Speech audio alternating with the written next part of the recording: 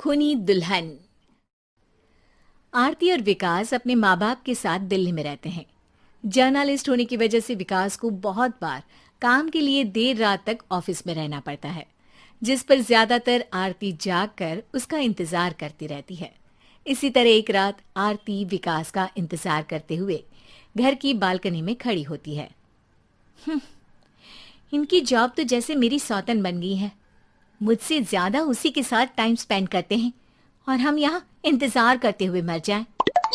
अपने आप से ये सब बोलते हुए आरती की नजर मोहल्ले के कोने वाले घर पर पड़ती है, जिसकी लाइट्स ऑन देखकर वो हैरान रह जाती है। ये इस घर की लाइट्स कैसे ऑन हो सकती हैं?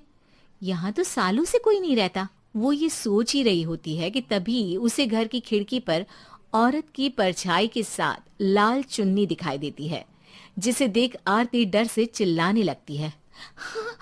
भूत! कोने वाले घर में भूत है! आरती की आवाज सुन उसके घर वालों के साथ मोहल्ले के लोग भी अपनी बालकनी में निकल आते हैं। अरे क्या हुआ? आधी रात में बावरों की तरह क्यों चिल्ला रही है? भूत! वहाँ भूत है! आरती की बात से सब उस घर की तरफ देखने लगते हैं, लेकिन वहाँ कुछ नहीं होता। भाभी जी, लगता है आपने सपना देखा होगा। मैं बालकनी में खड़ी होकर सोऊंगी क्या? बता रही हूँ, अपनी आंखों से देखा है। घर की लाइट्स ऑन थी और वहाँ किसी का साया भी था। अरे तुम अक्सर विकास भैया के इंतजार में देर रात तक जागती हो ना, क्या पता नींद पूरी नहीं होने की वजह से कोई भ्रम हुआ हो।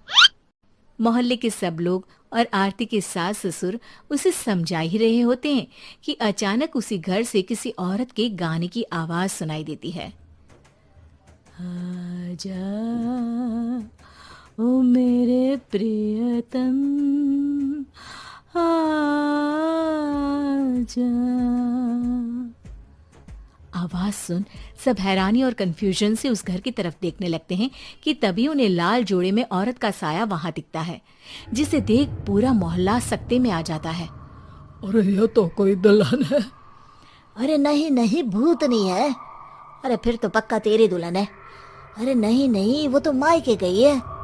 हद है, पहले इससे निपट ले, बाद में इस पर डिस्कशन कर लेना। बड़ा भ्रम बोल रहे थे ना, अब फटी ना सबकी। और नहीं नहीं, मैं किसी से नहीं डरता भाभी जी। भूत जैसा कुछ नहीं होता। या तो इस घर के मालिक यहाँ आ गए हैं, या फिर किसी ने खाली घर देख कर कब्जा कर लिया है। हमें वहां जाकर देखना चाहिए। बात में लॉजिक मानकर सब बाहर इकट्ठा हो जाते हैं कि तभी विकास भी वहां पहुंच जाता है। क्या बात है?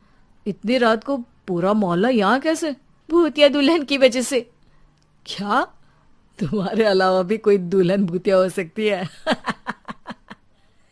इस भूतनी का किस्सा निपटने दो, फिर तुम्हें अपनी भूतनी दिखाती हूँ। अब सारे लोग मिलकर विकास को पूरी बात बताते हैं, जिसे सुन वो भी उनके साथ जाने के लिए तैयार हो जाता है। जिसके बाद वो सब डरते हुए उस घर के सामने जाकर खड़े हो जाते हैं। तुम सब यहीं रुको, मैं अंदर जाता हूँ। अकेले जाओगे? अरे नहीं नहीं, आप सबकी नकली भूतनी भी तो होगी ना मेरे साथ। कैसा मजाक कर रहा है यार। रुक, मैं चलता हूँ साथ में। क्या मैं चलता हूँ? ये क्या गोवा घूमने जा रहे हैं जो मैं भी साथ चलता हूँ? कहीं नहीं जाओगे तुम, यहीं मेरे पास खड़े रहो। बहू, सिचुएशन समझो। हाँ, घर जाकर सुना लेना। हे भगवान, मम्मी तुम किसकी मम्मी हो? ओ, इन्हें सब कुछ अभी करना है क्या? नहीं, यहाँ पंचायत बिठा देते हैं आपके परिवार के लिए। इस पर मामला शांत करके अब वो लोग इधर उधर से घर के अंदर झांकने की कोशिश करते हैं। उन्हें घर के अंदर लाल जोड़ा, सिंदूर और मंगलसूत्र के साथ चारों तरफ खून बिखरा हुआ दिखता है। इसे देखकर सबकी हवाइयां उड़ जाती है। भाई ये सब क्या है? अब तो मुझे भी डर लग रहा है। आ गए मरने, अब तुम्हें मुझसे कौन बचाएगा?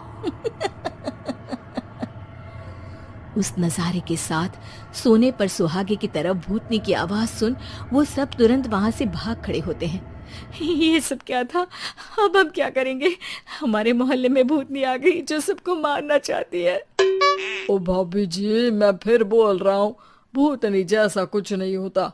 मुझे तो पक्का यकीन है कि यहाँ किसी गलत इंसान ने गलत काम करने के लिए कब्जा कर लिया है और लोगों को घर से दूर रखने के लिए ये सब कर रहा है। तुम इतने यकीन के साथ कैसे बोल सकते हो? फिल्मों में ऐसे ही तो दिखाते हैं। हे भगवान, ये फिल्म नहीं, ये रियल लाइफ है। हमें शांति से कुछ सोचना चाहिए। सब हमारे घर चलो।